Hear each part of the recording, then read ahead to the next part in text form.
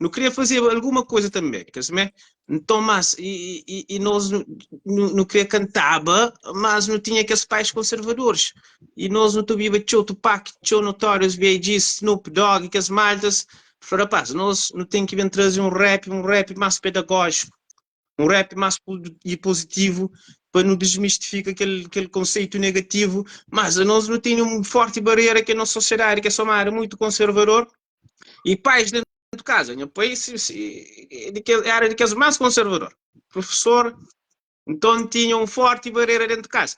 Então, o que eu falei assim, eu falei, não, a mim, para minha pai bem aceitando a cantar rap, tem que ser continua a ser bom aluno na escola, primeiramente, e não tem que começa também te apresenta um rap um bocadinho diferente daquele que a sociedade costuma consumir, que é questões de violência, até na vestimenta. Na vestimenta, Black Street era diferente. Não te vestia facto para não subir a palco.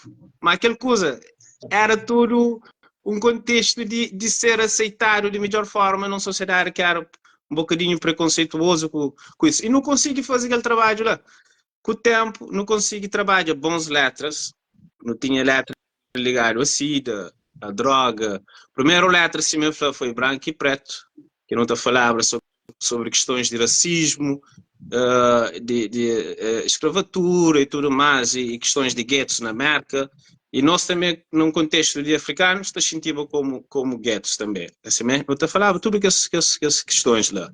E droga e tudo mais. Então, no começo, a subir palco, te diz pessoas que é mais grande que nós, colegas e nossos pais, da chega de nós, te dando parabéns.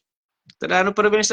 Pô, eu só estou fazendo bons trabalhos, eu tenho bons letras, não começa a hoje, e lado positivo, não começa a abrir também pessoas e visão uma réplica só que ele usa de violência que está passava nos Estados Unidos, não só, mas tem lado positivo, questões críticos, você entende?